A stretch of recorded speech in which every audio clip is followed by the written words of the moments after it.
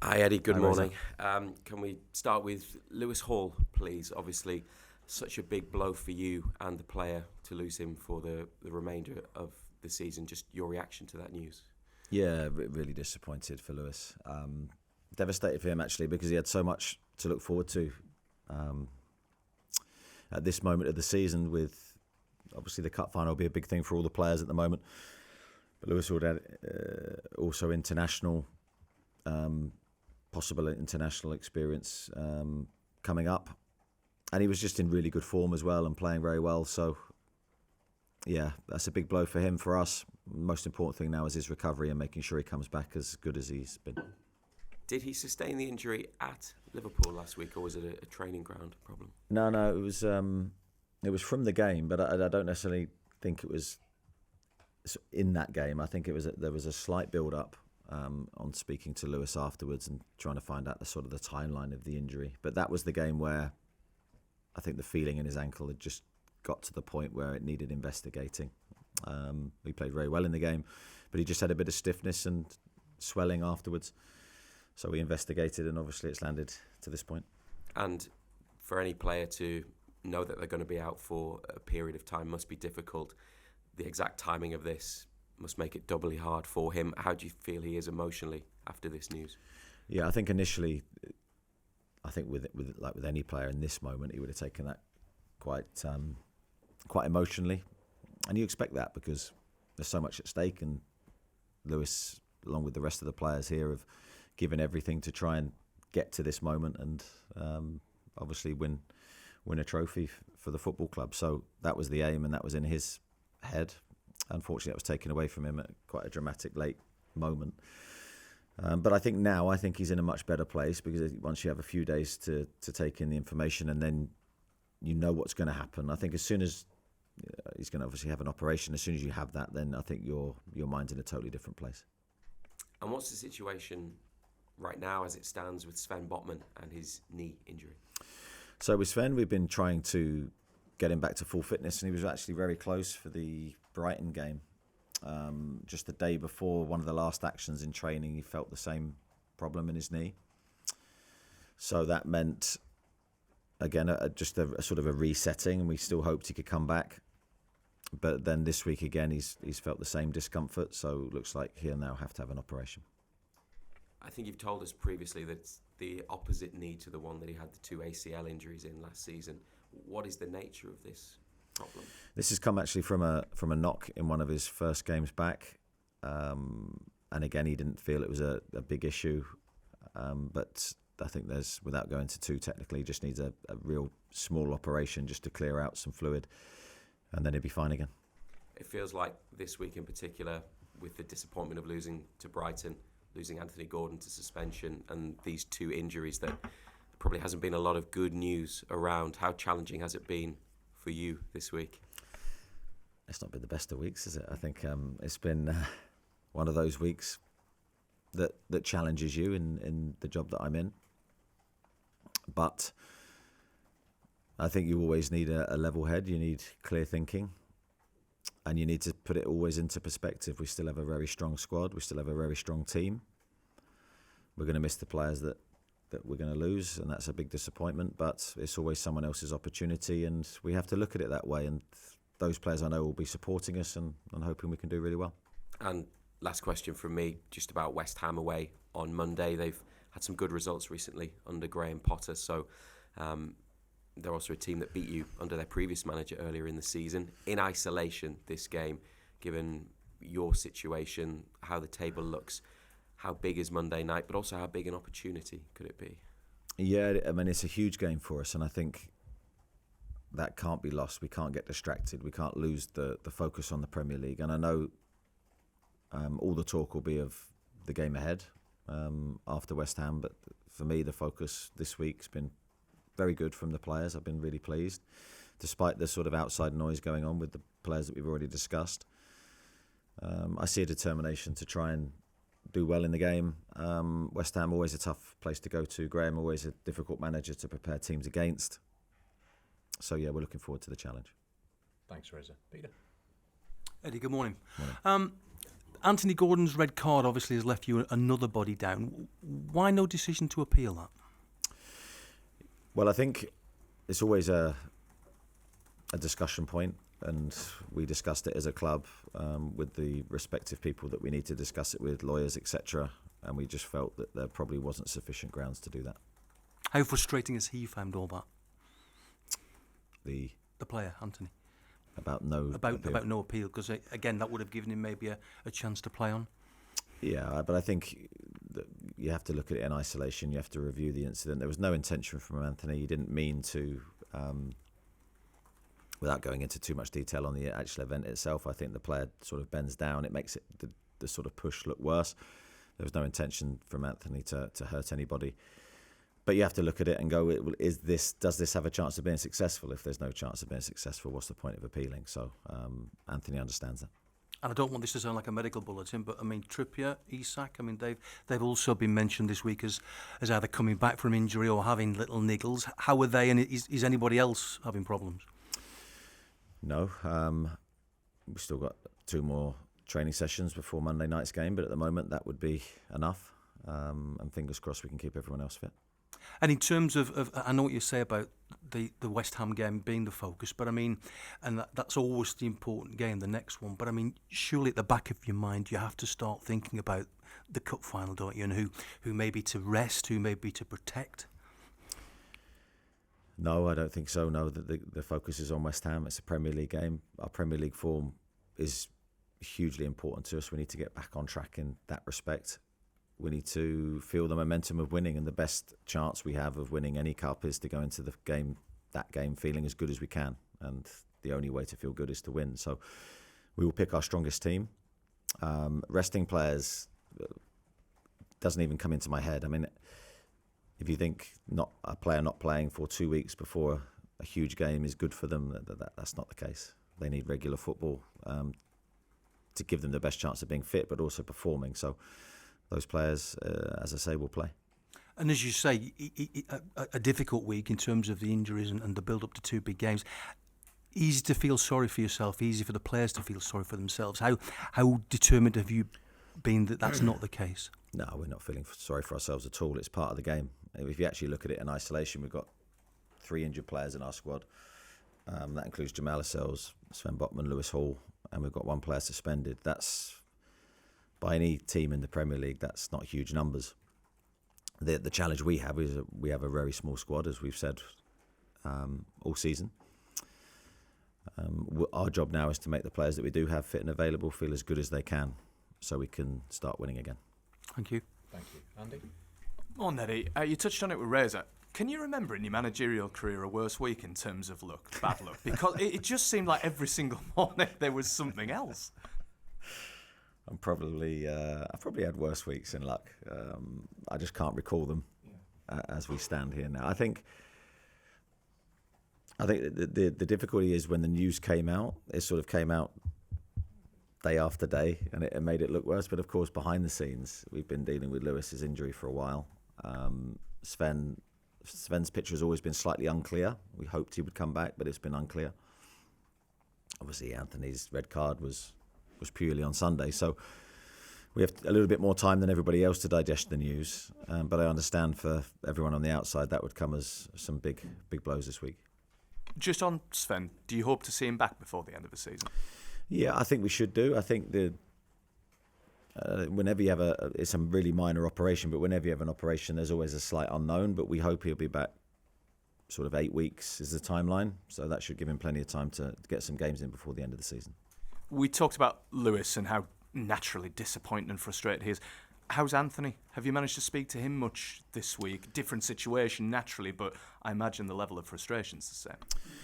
Yeah, I think for Anthony, he was hugely disappointed on Sunday, and I think there's that realisation once, because your emotions in the game that you're playing, it can't be for the future, but then when the game ends, you sort of realise what's happened and the repercussions of that incident. So I'm sure Sunday night at home and Monday he would have been feeling all the potential negative emotions of that, but I think he's very quickly come back to us, trained really well. You wouldn't know there's a disappointment there. Huge respect to him for that, and he's trying to help his teammates, because now he knows his job is to train really well be there as a support for his teammates and try and push us on to achieve something great in his absence. I suppose lost amongst all the chaos of the week, Bruno put out a tweet saying, if anyone needs anyone to blame, put it on me, but this is a club that needs to be united going forward. How important is it for you to kind of hear that from one of your leaders, from the captain, moving into such a crucial period? Well, you need leaders who are willing to share the responsibility of everything. So for Bruno to do that, I thought was really good. We've got some really strong characters in the group. People like Dan Burn, Kieran Trippier, Callum Wilson, who will, I'm sure, inspire the group even when I'm not there.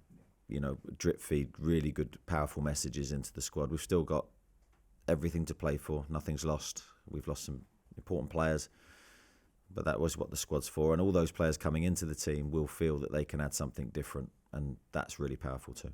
And just finally, I'll end on a positive note. Great news to see Joelinton being called back up to the Brazilian national squad after what's been a pretty frustrating season for him. How pleased were you to see that news? Huge news for him.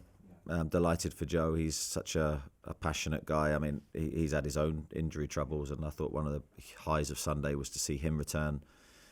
Not just return, but return in his best way, running, chasing, winning balls, being a real enforcer for us in that position. So delighted for him. And I think it's just testament really to his character that he's back in the Brazilian squad. That is an incredible feat, and we're delighted for him.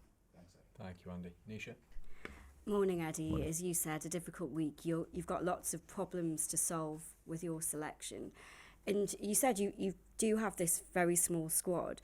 So I guess of those players that haven't been starting, have they always been ready to come on when needed? And your other players, are they ready to potentially play out of position if needed as well, or their usual position? Yeah, I think the players have to be ready. That's their job. And we saw on Sunday that you can be perceived to be sort of on the sidelines 1 minute, and then you're thrust into action, and you've got to be ready to perform, and you've got to be ready to play. This is a club with big pressures, big expectations. So that's when all that training time, all the dedication, professionalism that all these players show on a daily basis really comes to the fore. So any player in the squad, with a squad of 18 senior professionals at the moment,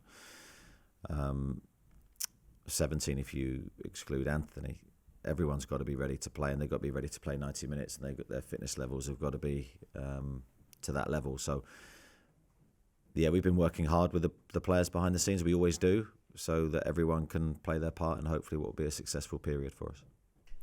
Harvey Barnes is a player that, for the most part, has been a very, very effective substitute for you. And it must have been difficult for him when you've got Anthony Gordon, who's been in great form. How has he been kind of behind the scenes over these last few months with potentially an opportunity coming up? Yeah, well, another player that's just returned from injury, and great to see him back because we've really suffered with a lack of options in the wide areas, and I think Harvey's return's been a massive lift for everybody. I think you could see on Sunday that he's still working his way back to his very best sharpness levels. I think he's very fit, but it's just that lack of game time maybe showed against his best performances this season. But he's a huge player. He's a player that's always got goals, very creative. We really like Harvey. He's been unfortunate that Anthony's been in such great form, but we certainly back him, and I know he can make the difference. And just finally, for me, you've said it all along, you always think about the next game, you don't want to get ahead of yourself with the cup final. Yep. At the training ground, do the players talk about it? Do you let them talk about it? Do they keep quiet about it? Or do you say no talk at all of that, please? No, I'd never say that. I don't think that's the right way to approach it. I haven't really heard those conversations between the players themselves. I'm sure they do. I would almost encourage them to. But I think as long as we're not distracted on what the immediate focus is, we have a Premier League game on Monday and a big Premier League game. We need to perform well in that game. So I'm looking at the training levels. I'm looking at the focus in those training sessions to make sure that we don't take our eye off what's right in front of us. Thank you. Thanks, Nisha. Go to Rebecca and then Lee. Hi, Eddie. Hi. With it being a Monday game, do you kind of feel like you and the squad have benefited from maybe having a couple of extra days in the wake of what's happened this week, and obviously with the FA Cup to kind of prepare going into a Premier League fixture and obviously the final next week? Yeah, so I suppose in that sense it hasn't been that bad a week after all, because I think that was perfect for us. We had the 8-day gap. I think we needed a couple of days where we just refreshed, regrouped, and then came back together and sort of got everything out of our system, the Brighton results, the injuries that we've suffered. And I said, I think I've been pleased with the response this week, and it's going to be a long wait for the West Ham game. This period over the weekend is always quite long when you're playing on a Monday. But in some senses, it increases our preparation time. And just on West Ham as well, is it kind of a bit of a difficult time to face them? Because obviously they're coming in with wins over Arsenal and Leicester. You know, they seem to have really kind of taken off in the last couple of games and putting some really good performances. Yeah, I think Graham's work is there. You can see it in his in their performances. Really good result against Arsenal. Excellent performance. That wasn't by luck. I thought they played very well. And against Leicester, they did the job they needed to do from their perspective. So we know going to play any team that Graham manages, they'll be flexible, they'll be very strong in the middle of the pitch, and we need to be ready for a difficult game. Thanks, Rebecca. Lee, Ian and then Chris. Eddie, just on the back of the sort of last 3 transfer windows, has it been an extra challenge for you to keep people on their toes a little bit, given you haven't been able to bring sort of fresh players into the club? Yeah, I mean, I've tried to answer this question diplomatically before. I think, yes, that is a challenge. I think I always like a fresh face coming through the door, ideally every window, because I think it adds a different stimulus to the squad. There's 2 things. There's you want to impress the player that's coming in. All the players want to show they're good players, and also the new player coming in wants to impress everybody, say that I can add value to this squad. That's a really healthy thing to have, and the benefits of that are huge.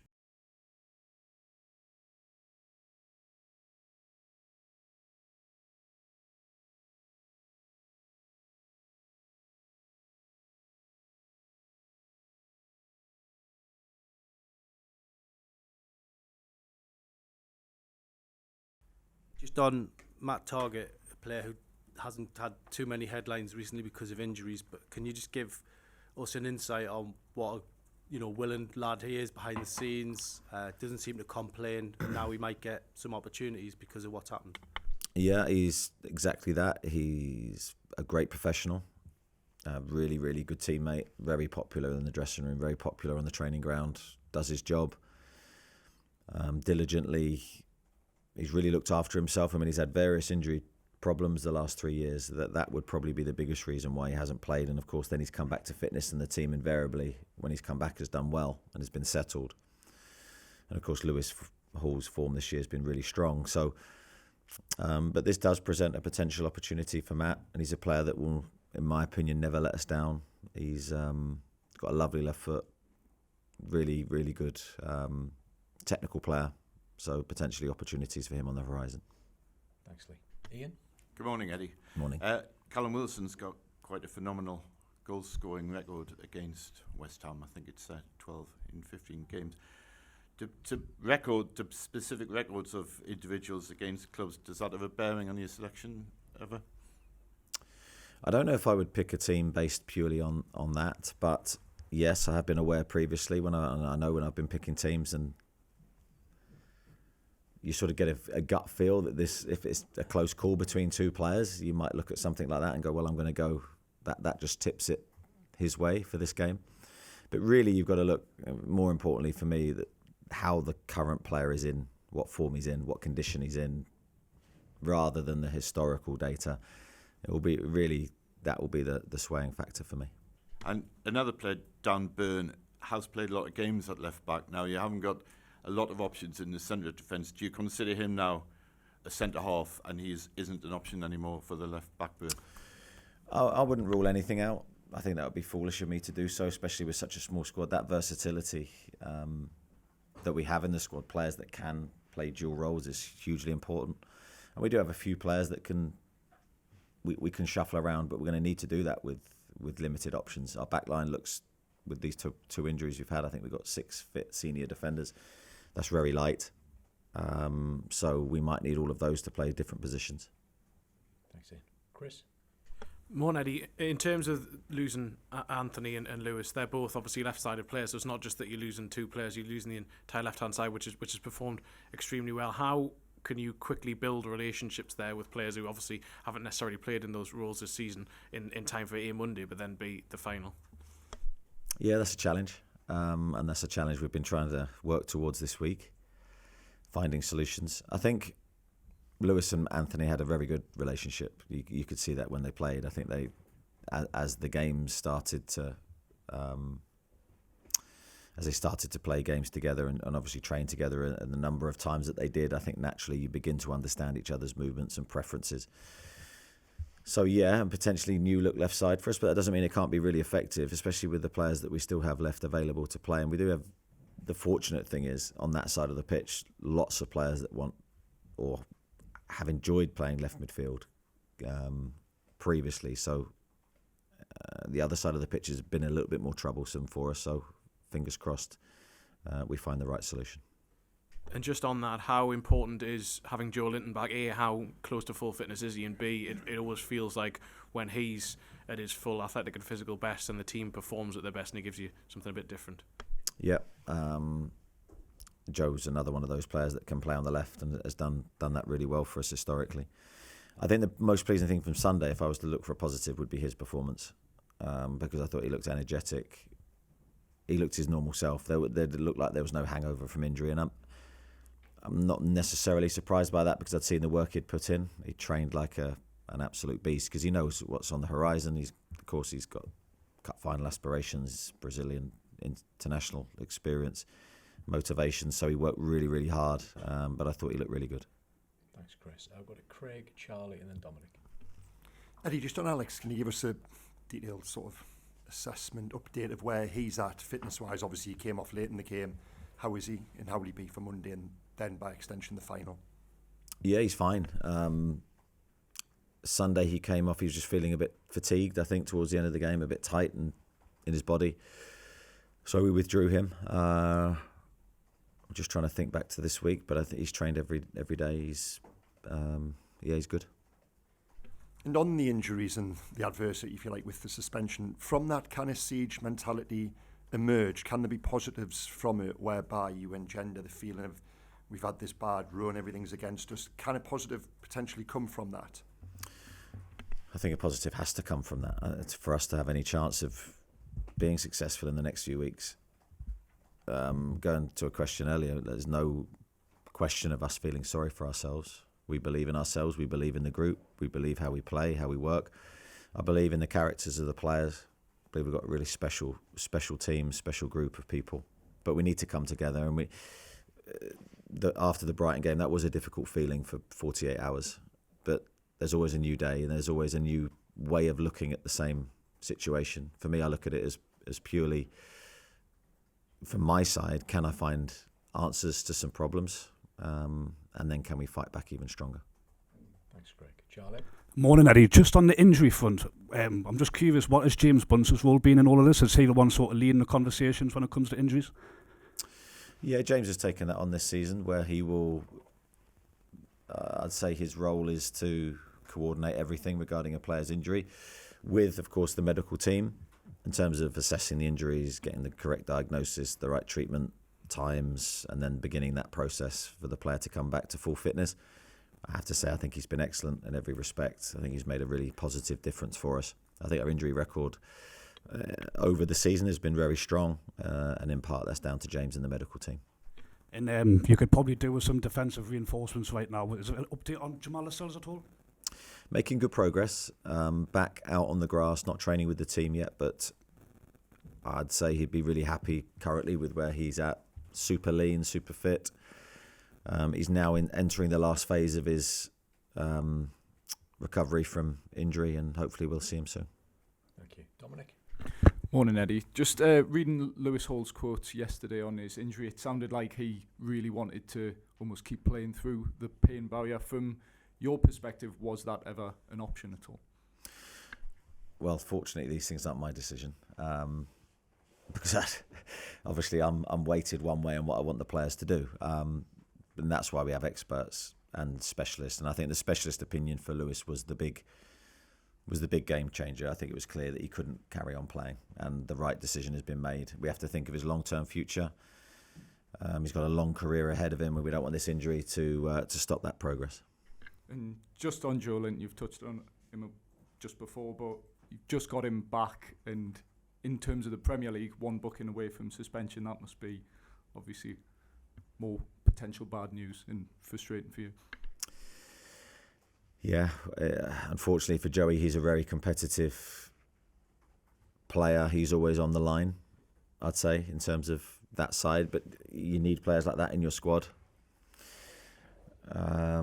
Yeah, we'd be desperately disappointed after losing him to injury, to lose him for two games. But hopefully he can control himself like he did the last time he was on the precipice of a ban.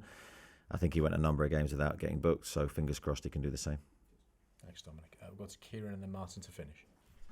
Morning. Did Anthony feel the need to address the group after what happened? Yeah, he said a couple of words to the players in the dressing room, but I think at that stage everyone's highly emotional anyway. But he did the right thing. He stood up and took accountability. And we've seen the club's accounts released this week. I'd imagine you don't have time to go through them, but have you taken encouragement, a rise in revenue? And Darren has spoken about, spending to the max within the rules this summer, and that he was excited about the summer. Does that give you encouragement, maybe? Yeah, you misread me there. I was powering through the numbers. No, absolutely not. You're right. I wasn't. But it's good to see that the revenues are going the right way. We're doing what we can in terms of trying to expand all our income growth. And yes, the club have said many times that they'll always try to maximise the spending allowed under the current rules, which is great to hear. So a lot of progress made, still more progress to go. Thank you. Martin? Morning, Eddie. Morning. Obviously, there's a huge interest in Alex and his physicality. Is he good to lead the line against West Ham and then obviously hopefully against Liverpool as well? Well, fingers crossed, yeah. I mean, as I said, if he's fit to play, because that's the best way to get him in the best physical condition for future games.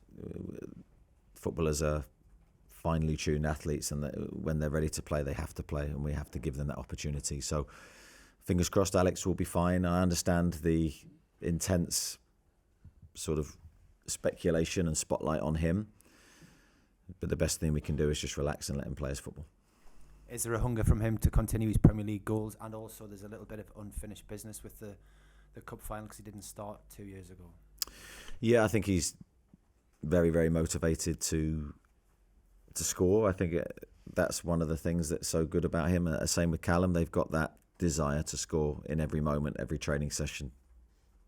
Goal scorers have that mentality. He's got it.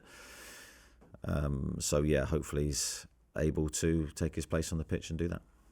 And last one, with 17 players, how nervous are you now in training, and are people allowed to tackle each other? You have to be relaxed on it, because I'm a firm believer that what will be. You can't change fate in some respects. We train smart. We're not training too long. Our training has been controlled as it has been all season. But you can't wrap people up in cotton wool, and if you want the team to be competitive, you have to train competitively. So it's a really delicate thing. You can't change the psyche too much. We can't change what we've always done. Training is competitive, but that's to the benefit of the team's performance.